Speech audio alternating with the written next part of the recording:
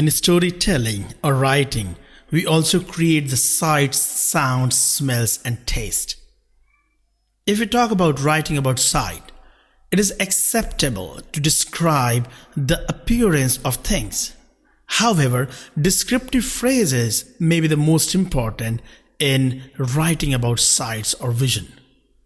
When a photographer takes in an entire scene, he has to pick out the details and decide which part or the item in the scene are the ones to be emphasized. The same goes for the writers and storytellers. They have to be discerning in what they include in their description. The most important thing is to bear in mind that don't describe things just like stating straight. You have to describe things creatively.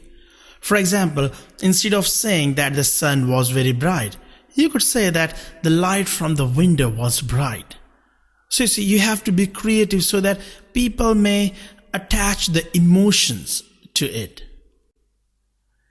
If you're talking about the taste, to be honest, writing about the taste is the most difficult of all the senses to describe. But it is robust in ways not apparent at first.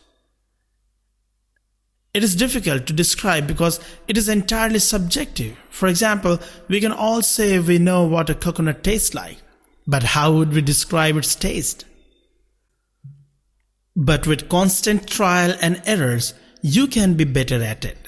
You can start practicing by using your own experience. For example, try to describe how did the first sip of orange juice taste like when you were very thirsty.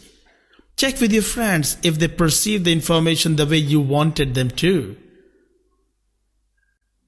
If we want to write about the smell, you see, our sense of smell is strongly tied to memory, which is why good writers find ways to make us associate the smell of things with specific experiences or memories. Remember the first time you walk into your girlfriend's house and catch a whiff of her flowery perfume. How did you feel? Try to describe it. Describe how did you feel when you smelled the aroma of your grandmother's freshly baked cake in a friend's house. You just remembered the whole recipe. You remembered how your grandma used to cook it, prepare it, and all these. So how did it hit you and what memories did it bring back to you? Imagine you are in a library where fresh books have arrived. Now describe the smell of the fresh books and how does it make you feel?